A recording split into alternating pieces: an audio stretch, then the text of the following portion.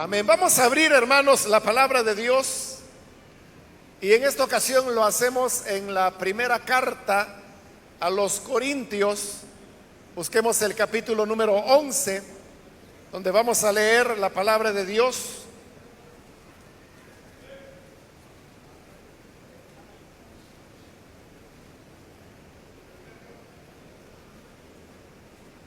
El capítulo número 11 de la primera carta a los Corintios.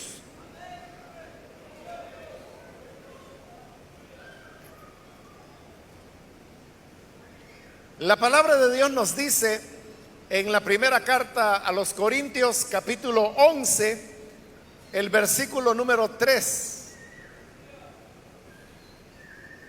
Pero quiero que sepáis que Cristo es la cabeza de todo varón, y el varón es la cabeza de la mujer, y Dios la cabeza de Cristo.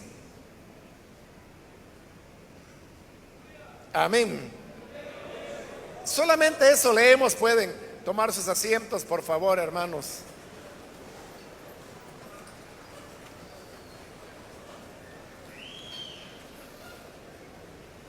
Hermanos, acabamos de leer este versículo donde Pablo nos está hablando acerca del orden que Dios ha dispuesto en su creación. Él no menciona de una manera ordenada los elementos que ahí enumera.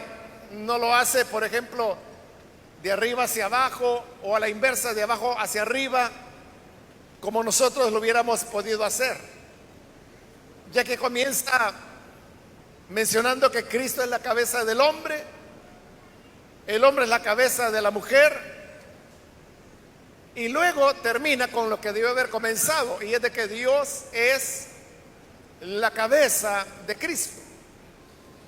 En todo caso, el hecho es que en este versículo él está presentando que hay una jerarquía que Dios ha establecido en el universo. Poniéndola ya en orden, es que Dios es la cabeza de Cristo, Cristo es la cabeza del varón, el varón es cabeza de la mujer. Ese es el orden, yendo de arriba hacia abajo. Y este orden obviamente es algo que Dios ha establecido con el objeto que su universo pueda marchar de una manera armonizada,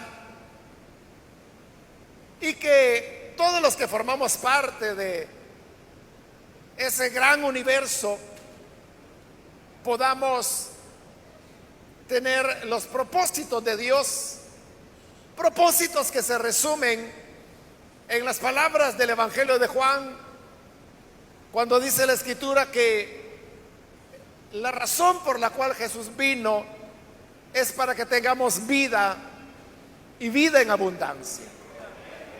Esa vida en abundancia se obtiene cuando el universo marcha en armonía, y marcha en armonía, dijimos, gracias a esta manera como Dios ha organizado las cosas. Esto significa que ni siquiera Cristo fue una persona absoluta, en el sentido que pudiera hacer todo lo que él quisiera, sino que hoy Pablo está afirmando que hasta él tuvo una cabeza, y esa cabeza es Dios. Esto queda muy claro en las mismas palabras que el Señor Jesús dijo, por ejemplo, cuando él expresó: mi enseñanza no es mía, sino que lo que oí del Padre, eso es lo que yo enseño. te está hablando de una dependencia de Dios para su enseñanza. Pero Jesús también habló siempre que era su Padre quien lo había enviado, que era su Padre el que le había dado una comisión, era su Padre quien le había dado una tarea que cumplir. Entonces Jesús siempre estuvo dependiendo de su cabeza, la cual es Dios. Ahora, si nos preguntamos, para Jesús o para el Cristo, como lo llama Pablo en este versículo, ¿qué representaba tener una cabeza? Para Cristo, tener a Dios como su cabeza representaba varias cosas. Pero, hermanos, podemos mencionar un par de ellas, solamente pues para ir dando una idea de lo que Dios representó para Cristo como cabeza. En primer lugar, sabemos que Dios como cabeza de Cristo tenía un plan. Y no solamente era un plan para su Hijo, sino que era un plan de dimensiones universales. Tenía que ver con su Hijo, pero también tenía que ver con el ser humano, con los seres angelicales, con toda la creación, con todo el mundo visible y también el invisible. Dentro de este plan,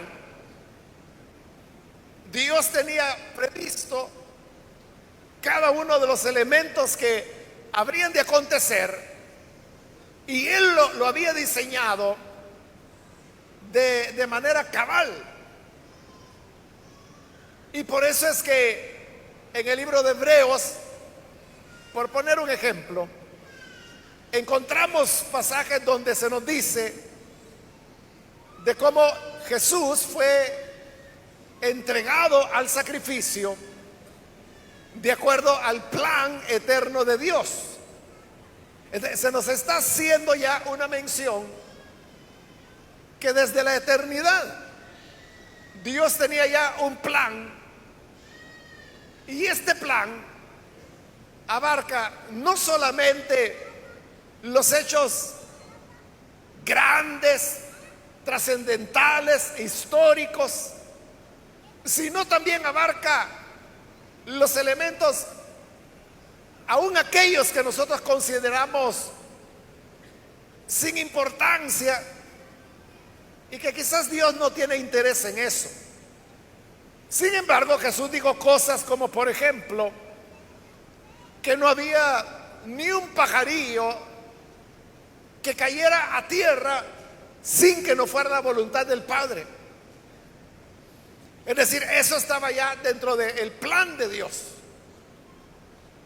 Pero en otra ocasión Jesús también mencionó que aún los cabellos de nuestra cabeza están contados. Y uno pensaría, bueno, ¿qué importancia tiene 2 o 3 cabellos de más o 2 o 3 cabellos de menos? Pero en el plan de Dios, las cosas son tan detalladas que Jesús dijo que hasta el número de nuestros cabellos está contado. Entonces Dios, como cabeza de Cristo, tenía un plan para él. En segundo lugar, y este es algo que se desprende del tema o de este primer punto de que tiene un plan, y es que por el hecho de tener un plan, Dios fue un previsor. Y como previsor que Él es, lo llevó también a ser un proveedor. Dios, por ejemplo, en el plan, Él había ya previsto la creación del ser humano. Pero el ser humano necesitaba un lugar donde poder vivir. Por eso es que antes de crear al ser humano, Dios comenzó a preparar el lugar donde el hombre estaría.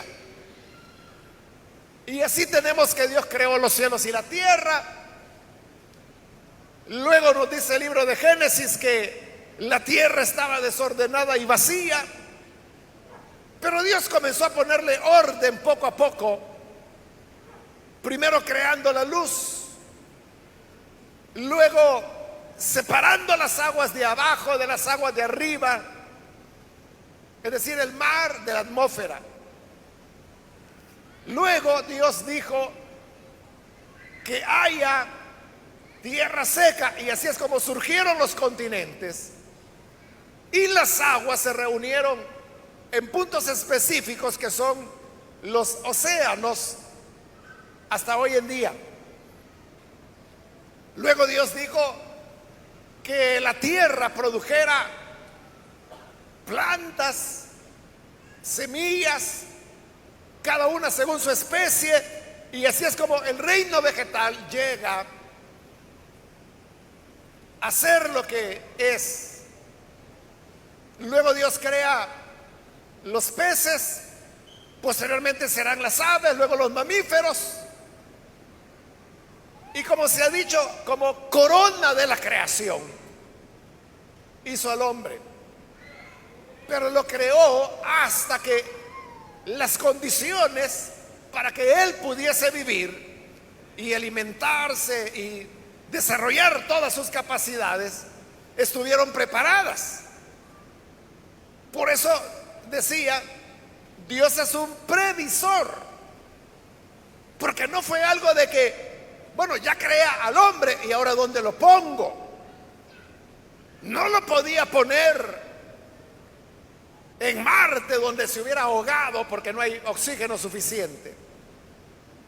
No lo podía poner en Saturno porque la presión atmosférica lo hubiera matado. No lo hubiera podido poner en Mercurio porque no hubiera podido sobrevivir por el calor que hace en ese planeta.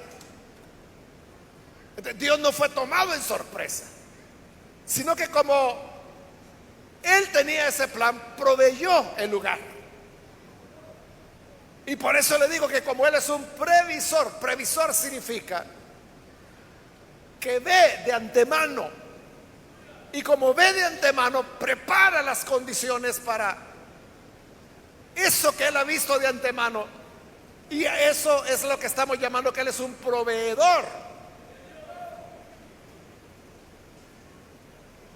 En todo lo que Dios hizo, cuando envió el diluvio, Él ya lo había previsto. Entonces proveyó una manera de escape, que fue el arca. Cuando llamó a Abraham, Él ya tenía previsto lo que iba a hacer. Entonces proveyó la sobrevivencia del hijo de la promesa. Esto Abraham lo sabía muy bien.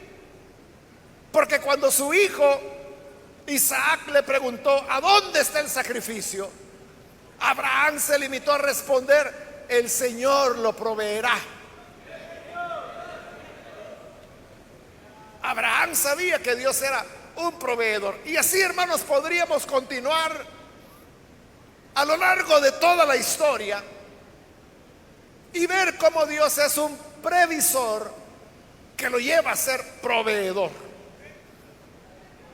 Estas cosas son, entre otras, las que para Jesús significa tener una cabeza que es Dios. Ahora, el pasaje que acabamos de leer también así comienza: quiero que sepáis que Cristo es la cabeza del varón. Es decir, de la manera en que Dios es la cabeza de Cristo, Cristo a su vez es la cabeza de los hombres. Ahora, como hombres, ¿qué es lo que recibimos del hecho de tener a Cristo como nuestra cabeza? Lo primero, hermanos, que se nos vendrá a la mente es el tema del sacrificio. Tal vez a usted no le llegó el tema de sacrificio, no la palabra sacrificio, pero tal vez la palabra salvación. Pero recuerde que la salvación está basada en su sacrificio. Cristo como nuestra cabeza, para nosotros significa eso en primer lugar, sacrificio. Alguien que vino, se encarnó con un propósito definido, y ese propósito era el ser sacrificado, el sustituto. Como Pedro dice, el justo por los injustos.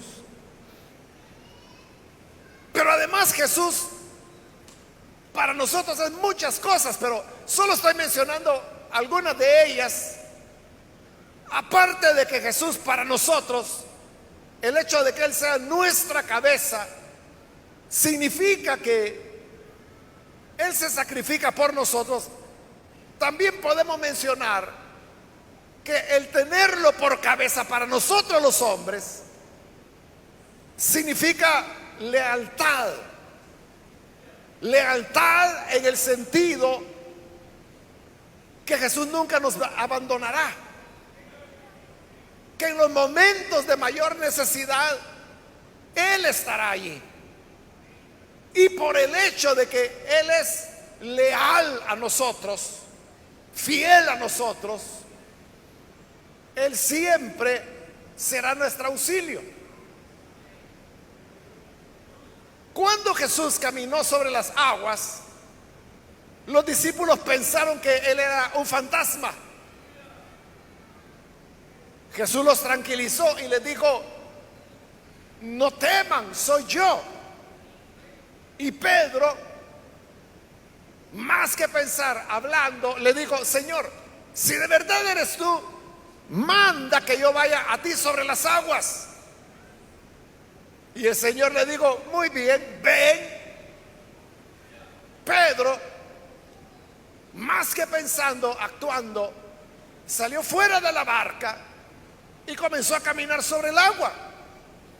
Y parece que hasta que ella iba sobre el agua, cuando vio las olas y vio el viento, hasta ahí como que comenzó a pensar. Y entonces se dio cuenta que lo que estaba ocurriendo no podía ocurrir, porque era imposible, porque él estaba de pie sobre el agua. Y entonces comenzó a hundirse. Y en el momento que se hundía, él solo alcanzó a gritar: Señor, socórreme. E inmediatamente, ese es el punto que yo le quería señalar, de la lealtad de Cristo. Cuando él pidió ayuda, el Señor extendió su mano, lo tomó con firmeza, lo levantó y lo metió dentro de la barca. Jesús estuvo ahí, aunque Jesús le reconvino y le dijo: hombre de poca fe. Le reconvino por su duda. ¿Por qué dudaste? Pero el hecho de que haya dudado no significó que Jesús dijo: bueno, ahora tú ve cómo sales. ¿Por qué no me crees? Pero como Jesús es leal, aun cuando nosotros fallamos, Él como nuestra cabeza siempre estará ahí. Y eso significa que su ayuda siempre estará ahí. Cada vez que lo necesitemos, Él responderá. Cada vez que lo invoque, Él estará listo para socorrernos.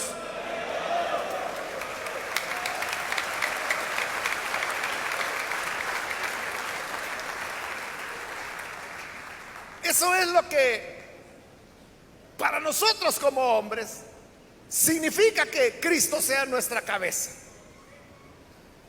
Pero hay otro elemento más que le quiero mencionar, que también sobresale, ¿no? Porque Como le digo, hay muchas cosas que podríamos decir de Jesús. Pero otro elemento que sale así claramente es la compasión de Cristo.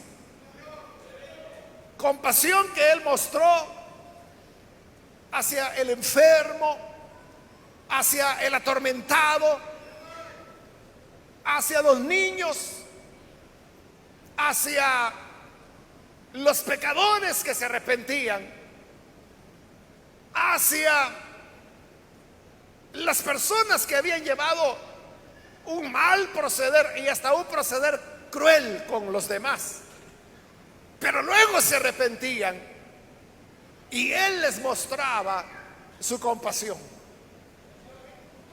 Esa realidad, múltiples casos que pudiéramos mencionar: los leprosos, el ciego, el paralítico. Y si usted me pregunta cuál paralítico de tantos, pues todos.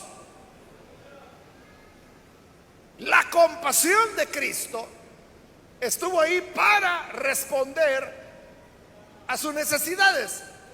Jesús era alguien que no se podía quedar indiferente ante situaciones y necesidades que las personas tenían.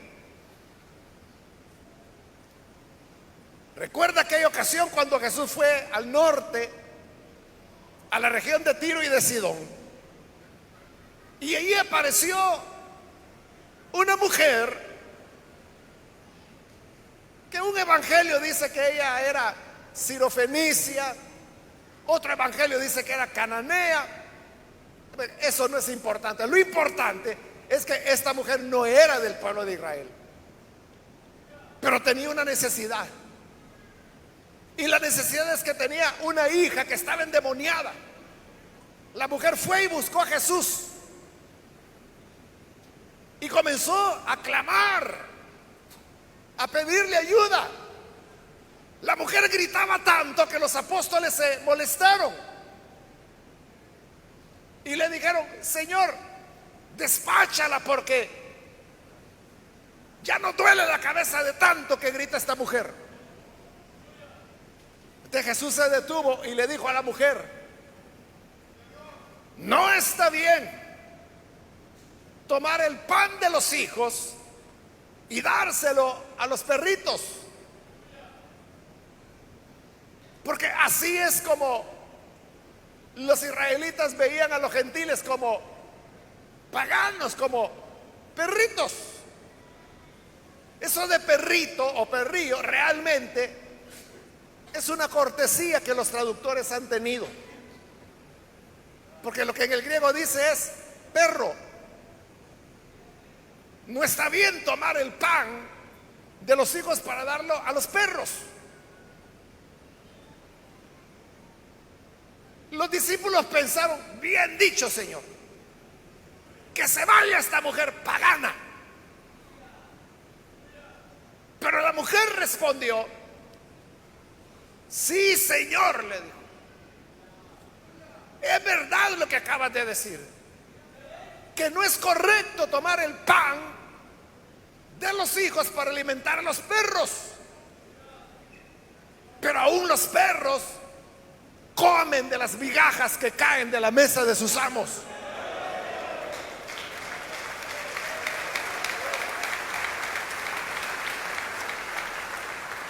Cuando Jesús oyó eso, Él quedó admirado y dijo: ni siquiera en Israel he hallado tanta fe.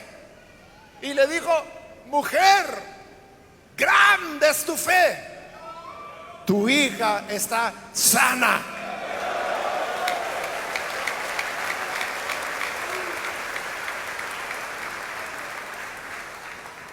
Esa es la compasión de Jesús, que se muestra ahí y en muchos otros pasajes. Entonces, resumiendo,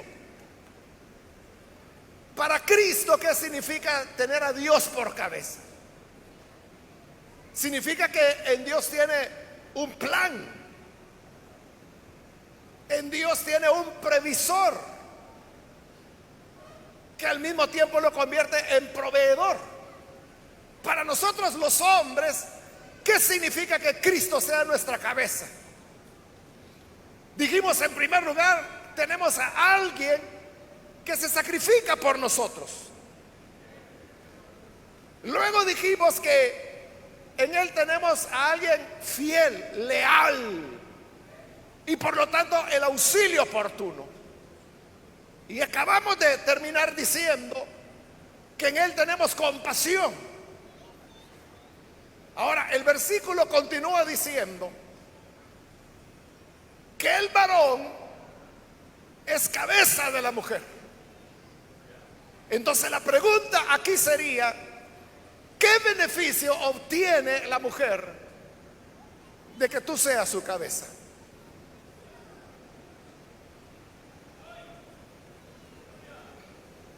Porque hemos hablado de los beneficios que para Cristo significa tener a Dios por cabeza. Hemos hablado de los beneficios que a nosotros como hombres recibimos de tener a Cristo como cabeza. Y la mujer, ¿qué beneficio recibe de tenerte a ti por cabeza?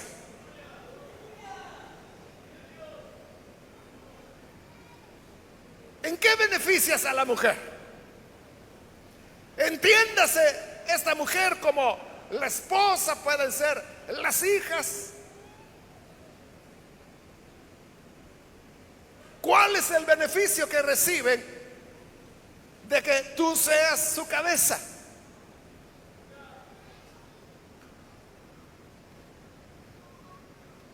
Nada. No dicen nada, nada entonces.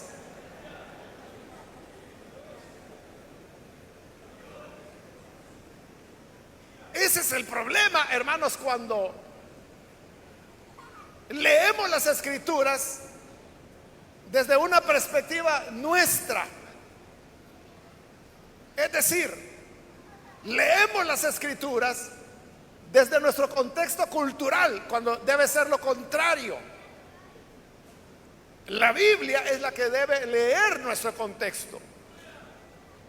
Ese error de interpretación es lo que se llama el etnocentrismo, lo cual significa que el hombre y su cultura está en el centro de la interpretación, y por lo tanto yo interpreto la Biblia como a mí me interesa.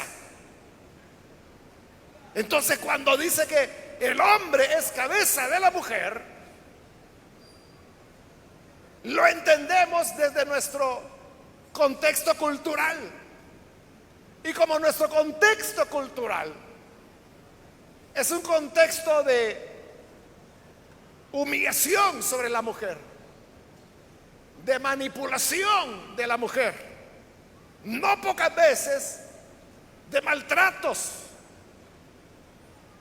y abusos contra la mujer, nuestro contexto es de instrumentalización de la mujer. Entonces, cuando leemos el versículo 3 de Primera de Corintios 11, nos encanta el pasaje donde dice que el varón es cabeza de la mujer, y lo utilizamos para decirle a la mujer: yo soy tu cabeza. ¿Y sabes por qué Dios te puso cabeza? Porque tú no tienes. Pero nos olvidamos que nosotros también tenemos una cabeza. Entonces, siguiendo esa lógica, tampoco nosotros la tenemos. Así que me vas a obedecer. Aquí el que manda soy yo.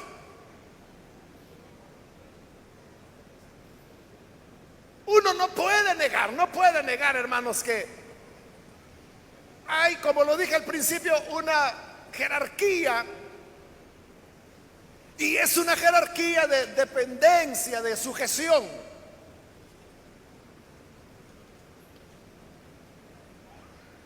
Porque Cristo lo dijo claro: yo no he venido para hacer mi voluntad, he venido para hacer la voluntad de mi Padre. Eso es lo que Él entendía, el hecho de que el Padre fuera su cabeza. Nosotros también podemos entender: es que yo ya no quiero hacer mi voluntad, yo quiero hacer la voluntad de Cristo, porque Él es nuestra cabeza.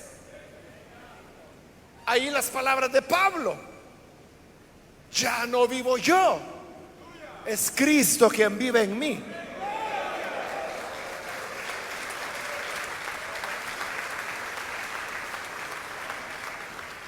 Eso responde a esa realidad de que nuestra cabeza es Cristo.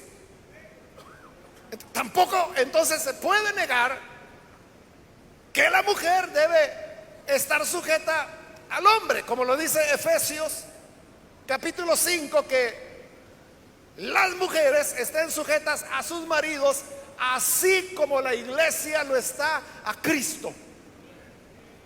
Es decir, la sujeción de la iglesia a Cristo es el modelo para que la mujer esté sujeta a su esposo. Pero ese es un elemento. Pero se le presenta como que si fuera el único. Y se le saca de contexto. Y se usa incluso para justificar o encubrir pecados. No es lejano que una mujer que en su hogar tiene a un esposo agresivo, violento, infiel, viene esta mujer y busca a un pastor y le dice: esta y esta es mi situación, ¿qué hago? Y el pastor le dice: hermana, tenga paciencia, usted respételo en todo.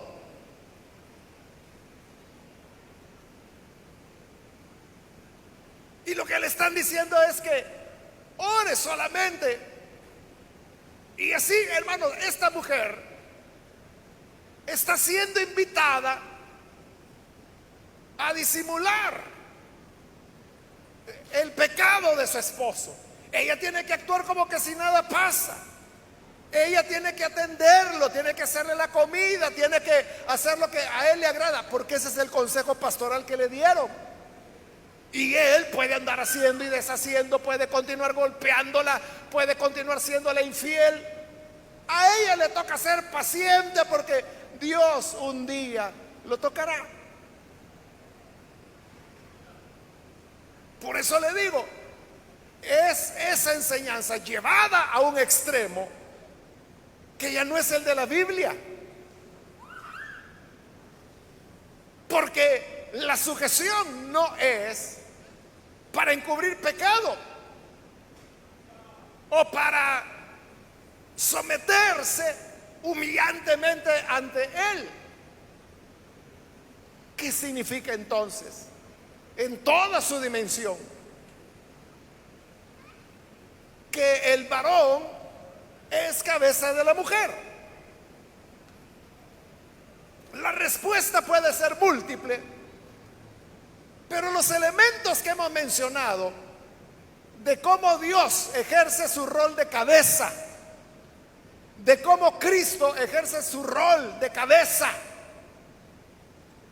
nos puede dar un camino y una orientación de cuál es nuestro verdadero rol como cabeza de la mujer en nuestro caso.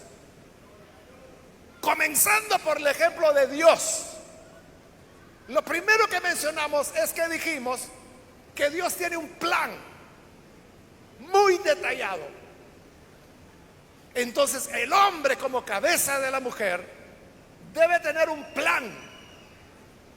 Y si usted me pregunta, ¿plan de qué? Plan de todo. En primer lugar, un plan de tu vida. Hombre, ¿cuál es el plan de tu vida? ¿Cuál es el plan de tu vida? ¿Cómo? Comenzando, ¿cuánto tiempo planeas vivir? Claro, usted me dirá, hermano, ¿y eso cómo lo voy a saber? Somos de la muerte, en cualquier momento podemos desaparecer. Muy cierto, muy cierto. Pero hay realidades Como por ejemplo es que sabemos cuál es la esperanza de vida para el hombre en nuestro país. Andaba por los 70 años hoy con esto de la violencia, que llevamos ya varias décadas y que golpea principalmente a los hombres. La esperanza de vida del hombre ha disminuido porque la mayor parte de asesinatos son de niños y de jóvenes. Entonces eso desbalancea y se ha reducido a 68 años. Pero dando por sentado que usted ya es un hombre, digamos, de 30 años en adelante, los riesgos de morir asesinado se reducen mucho más. Entonces, usted vuelve a la condición de la esperanza de vida. Entonces, usted va a tener unos 70 años aproximadamente de vida. Puede tener más, puede tener menos, eso solo Dios lo sabe. Pero más o menos contamos con 70. ¿Cómo los vas a utilizar? Un tercio de esos 70 años los pasarás durmiendo. Los seres humanos dormimos la tercera parte de nuestra vida. Si usted tiene 30 años de edad, ha pasado 10 años durmiendo. El que llega a 90 años de edad ha pasado 30 de esos 90 años durmiendo. Entonces se nos reduce el tiempo útil. Entonces, ¿cómo lo vas a utilizar? ¿Cuál es tu plan? Recuerdo, hermanos, a un biblista, diría yo, que es alemán. Su nombre es muy difícil, como todos los apellidos alemanes, ¿verdad? Nunca he podido retenerlo.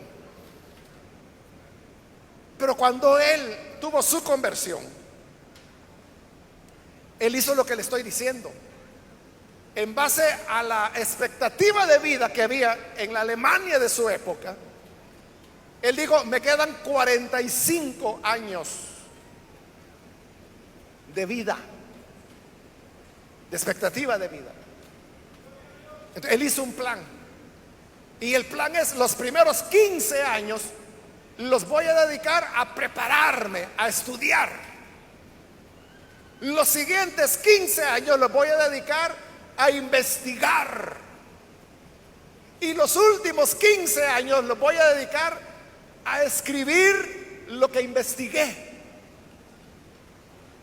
Y este plan sencillo, como se lo acabo de decir, lo cumplió casi al pie de la letra.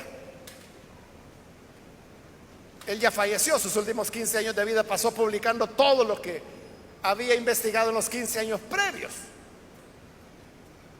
Él ha hecho el comentario a la carta de los Efesios que más se respeta hasta el día de hoy, porque se especializó en Efesios. No es un libro tan grueso, es un libro de unas 300 páginas quizás, pero es maravilloso el comentario que hizo. Dentro de ese plan, ¿con quién te vas a casar? ¿O simplemente estás esperando que la primera tarantada que se atraviese, con ella te vas? No tienes un perfil, no tienes qué es lo que quieres hacer. ¿Qué tipo de hogar quieres formar? ¿Tendrás hijos? Si los tendrás, ¿cuántos serán? Al tenerlos, ¿a dónde vivirán? ¿Cómo les vas a sustentar? ¿Cómo harás frente a los gastos de educación, a los gastos médicos? ¿Hasta dónde quieres llevar a tus hijos? Si tú dices: no, es que mi papá me dio estudio hasta el 6º grado, de ahí me dijo: hijo, ahí ve cómo salís, yo voy a hacer lo mismo. En verdad, tú que ya lo viviste, ¿eso quieres para tus hijos?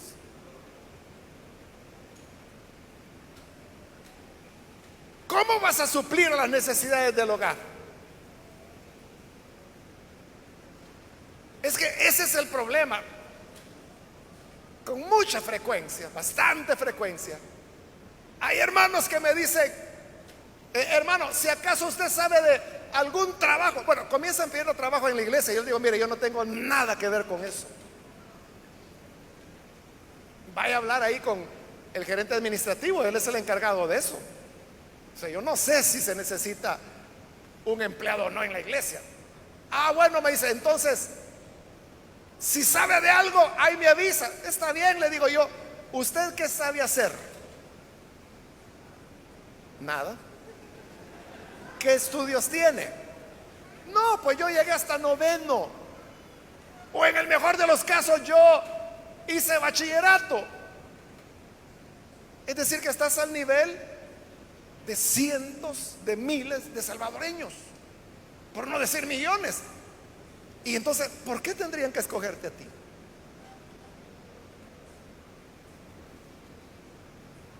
A eso me refiero de hacer un plan. Eso es ser cabeza de la mujer. Y recordemos que relacionado con el plan de Dios estaba el hecho de que Él es un previsor. Claro, Dios es un previsor perfecto. Él sabe lo que ocurrirá a cada momento y a cada segundo. Nosotros no, porque somos humanos. Pero hay cosas que son evidentes, como por ejemplo que si te casas tendrás que pagar energía, tendrás que comprar comida para tu esposa. Si tienes hijos, tendrás que darle alimentación. Un día se van a enfermar. ¿Cómo vas a resolver? Previsión. Tú prevés. Y recordemos, Dios no solo fue previsor, proveyó porque sabía lo que venía. Entonces, como cabeza de la mujer, tú debes ser previsor, y eso debe llevarte a ser proveedor. Hallar mujer es fácil. ¿Y a dónde la vas a llevar? Ay, le voy a decir a mis padres que me den un rinconcito por ahí.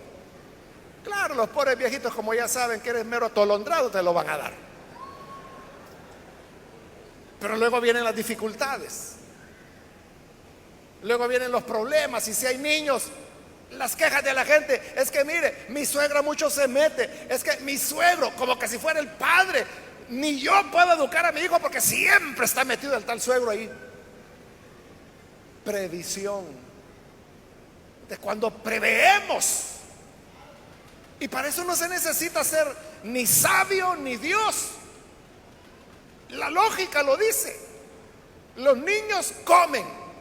Por lo tanto, si tú vas a tener un hijo, comerá. Y tendrás que darle tú. ¿Quién más le va a dar?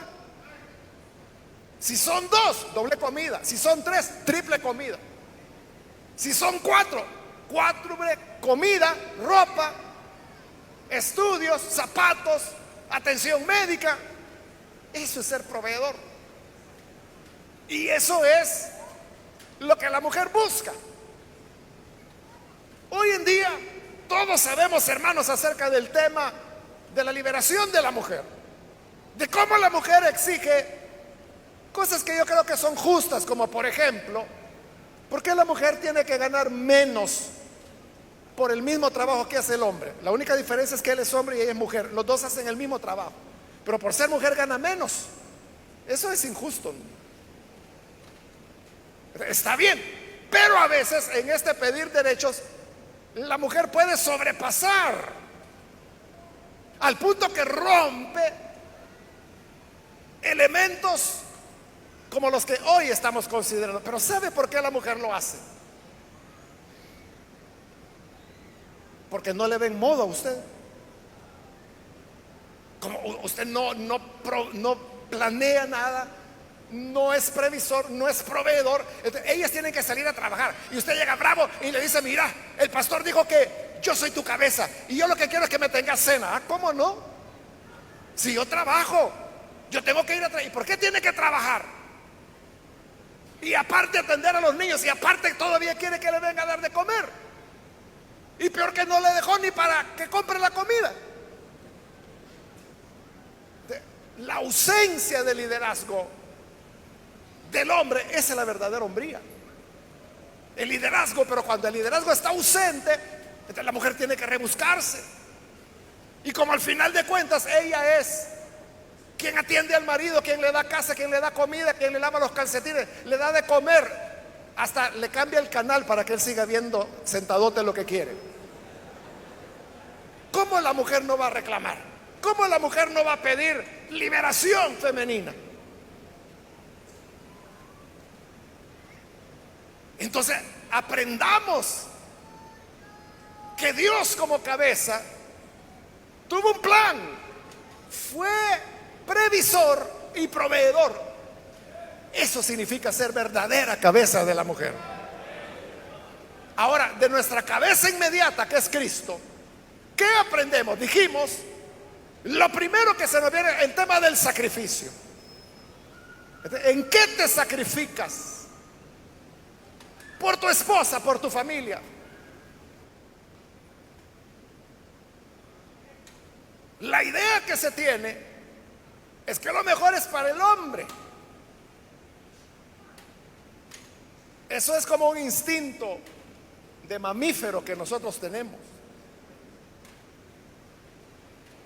Usted sabe que a león le llaman el rey de la selva, pero el león sin la leona no haría nada, porque quien caza es la leona, no el león. El león lo que hace es mantener su harén, y la leona es la que sale a cazar. Y cuando la leona caza, como la madre, la leona es la que cazó la presa, llegan los cachorritos a comer. Pero entonces aparece el rey de la selva, el león, los avienta por allá, porque nadie puede comer antes que el león, ni aún la leona, que fue la que cazó. Hasta que el rey de la selva, el león, se hartó, lo que queda es para la leona y para los cachorros. Por eso le digo, cuando el hombre llega a casa, a él le ponen el filete más grande. Si es huevo con frijoles, a él 2 huevos. Y a los niños les ponen uno, que con tortillita agarran lo que pueden.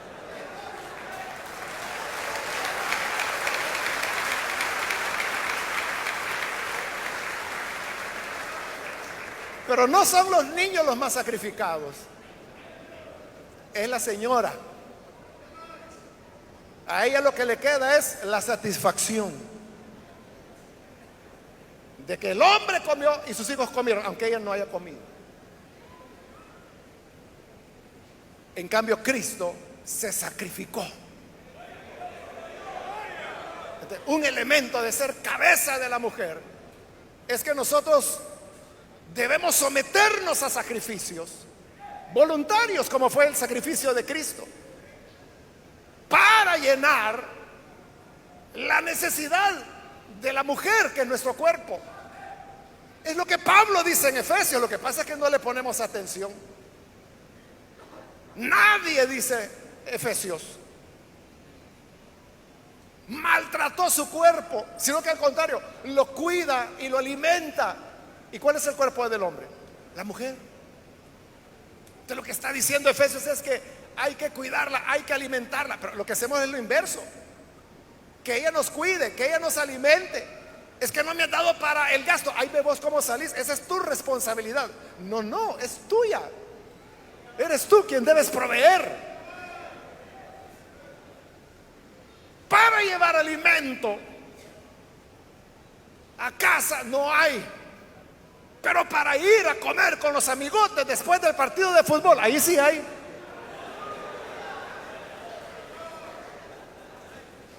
Cristo se sacrificó, se negó a sí mismo, se entregó por su iglesia y lo hizo voluntariamente. Entonces, ser cabeza de la mujer significa que el hombre debe tener esa disposición de sacrificio, de renunciación, a fin de cuidar y alimentar a su mujer, a sus hijos, tal como la carta a los Efesios lo dice. En el mismo pasaje, lo único que el hombre se quedó leyendo solo la primera parte, donde dice: esposas estén sujetas a sus maridos, y de ahí no leyó ya más.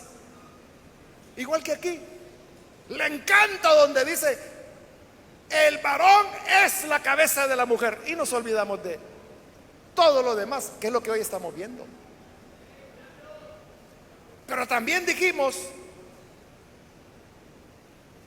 que Cristo como cabeza jugó el papel de ser fiel, leal a nosotros, de manera que cuando lo necesitábamos o lo necesitamos, ahí está el pronto auxilio, como cuando Pedro se hundía en el mar, en el lago. ¿Eres leal a tu esposa? Tan fiel que en el momento en que necesita, estás ahí. ¿Eres el pronto auxilio de ella? ¿O eres de los hombres que se quejan porque te enteras de los problemas de tu señora por medio de la suegra, por medio de la cuñada, a veces por medio de la vecina, y te molestas y dices, bueno, ¿por qué no me lo dijiste a mí? ¿Y cómo te lo va a decir si nunca estás? Cuando ella necesitó, no estabas. La lealtad lo que implica es fidelidad.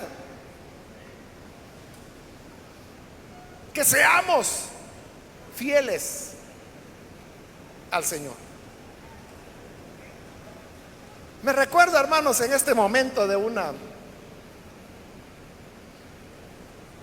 situación que contó un hermano.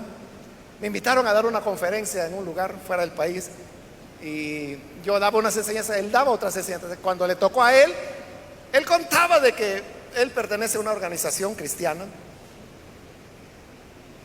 donde dirige varias iglesias. Entonces llegó un hombre y le dijo, mire, a mí me encanta cómo usted predica, me encanta cómo ustedes trabajan, yo quiero ser pastor de su denominación, ¿no tiene por ahí alguna iglesia que me dé? Y este hermano le digo, sí, fíjese que, mire, aquí tengo mi teléfono. Y abrió fotos, mire, esta es mi esposa, cómo no, le decía, esta es mi hija, cómo no, esta es mi familia, esta es la iglesia, mire, aquí estamos, aquí un paseo que salimos, y le enseñó todas las fotos. Sí, es tan bonita, le digo. Vaya, ahora puedo ver las fotos de su teléfono. Y él,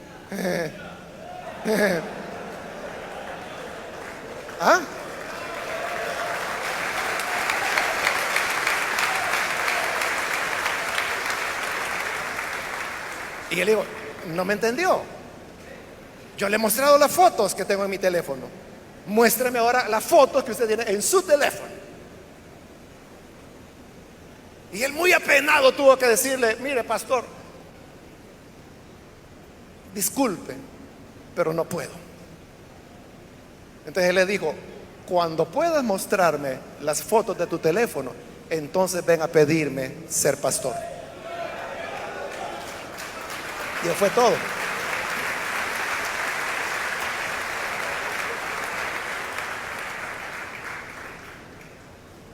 Tú puedes mostrarle tu teléfono a tu esposa. Le puedes dar las claves de tus perfiles, aún los que tienes con un nombre diferente. Puedes entregarle las claves de las redes sociales y decirle, mira, entra cuando quieras. Aquí está mi teléfono, lo tengo desbloqueado, no tiene clave. Cuando quieras usarlo, hazlo. Cuando caiga un mensaje, si tú quieres, léelo. Si suena en la llamada, si tú quieres, responde. Podría hacerlo. Ser cabeza de la mujer no es simplemente yo mando. Es que tenés que hacer lo que yo digo. Eso, ya dijimos, es un elemento cierto, pero que he llevado a un extremo hasta de crueldad. Ser cabeza es ser como Cristo es nuestra cabeza, leal, y que cuando lo necesitamos, aquí estoy. Es que me siento mal, aquí estoy. Es que, hijo, tengo un cabeza, aquí estoy, necesitas algo, te llevo a algún lugar, has tomado algo, vamos al hospital. Eso es parte del hecho de ser cabeza. Y también dijimos que la compasión es otro de los elementos que Jesús muestra como cabeza que es del hombre. Siguiendo ese ejemplo, nosotros como cabeza de la mujer debemos ser compasivos. Compasivos. ¿Y ante qué fue Jesús compasivo? Ante el dolor, ante la enfermedad, ante el pecado. Es decir que aún con aquellos que le fallaban, le desobedecían, se rebelaban contra el Señor, Jesús mostró compasión. Se recuerda de la mujer adúltera. Jesús no dijo, no, no es cierto, ella no ha adulterado. Claro que había adulterado. Jesús ni siquiera dijo, miren, no la apedreen. No, lo que él dijo, el que sea sin pecado, empiece a apedrearla. De acuerdo que la apedreen. Y cuando todos se fueron y se quedó solo él y la mujer, él era quien podía apedrearla. Pero lo que le dijo fue, mujer, yo no te condeno. Vete y ya no vuelvas a pecar, no vuelvas a hacer esto.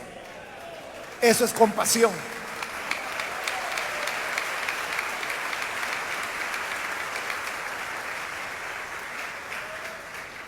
Tú como cabeza de la mujer puedes ejercer esa compasión de Cristo,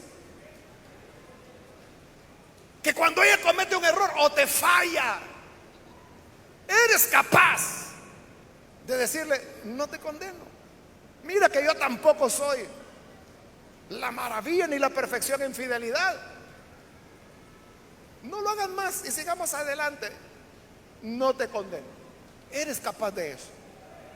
O eres de aquello de que, no, hermano, es que mire, que el hombre sea infiel, eso está bien, pero que la mujer sea infiel, eso sí que jamás lo voy a perdonar. Eso sí que no, ni Dios me lo está pidiendo. Claro que te lo está pidiendo. Compasión. Debemos ser compasivos entonces, como cabeza del hogar. Voy a terminar ahora, hermanos, solo por causa del tiempo. Y termino con todo esto, hermanos, de lo que Dios hace como cabeza de Cristo, y luego lo que Cristo hace como nuestra cabeza, y lo que nosotros como cabeza de la mujer debemos hacer. Hemos mencionado como 5 elementos, o más, 6, no sé. Pero si uno pudiera sacar un denominador común, yo diría, todo se resume en una palabra: amor. El Padre amó, y como Padre amante desarrolló su rol como cabeza de Cristo. Cristo amó, y como Cristo amante desarrolló su rol como cabeza del hombre. Entonces, ¿cómo podemos nosotros ser cabeza de la mujer? Amando. El amor todo lo cree, el amor todo lo espera, el amor todo lo soporta, el amor espera lo mejor, el amor no tiene envidia, el amor no se venga, el amor es paciente, es tolerante, es misericordioso. El amor nunca deja de ser.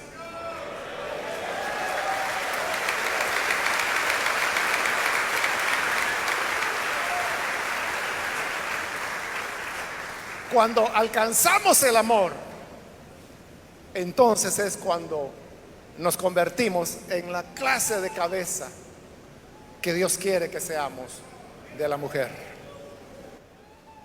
Dicen amén. Hombres, dicen amén. Vamos a cerrar nuestros ojos y vamos a inclinar nuestro rostro. Señor, gracias te damos por estas personas que están aquí al frente. También por aquellos que a través de los medios hoy están haciendo esta oración. Perdónales. Dale dales vida nueva. Señor, perdónanos por haber fallado en el papel que nos has dado como cabeza de la mujer. Ayúdanos, Señor, para poder entender la dimensión tuya como cabeza de Cristo, la de Cristo como cabeza del varón, y que así podamos apropiarnos de esos ejemplos y seguir, Señor, el modelo de la divinidad. Tu palabra dice que debemos ser imitadores de Dios, y es lo que hoy hacemos y lo que pedimos. Nos ayudes a imitarte y a llegar a ser esa cabeza que planea, que prevé, que provee, que se sacrifica, que es leal, que es compasiva y muchas otras cosas. Ayúdanos a alcanzarlo y que así podamos honrar tu nombre y tu evangelio. Es nuestra petición por Jesucristo nuestro Salvador. Amén y amén.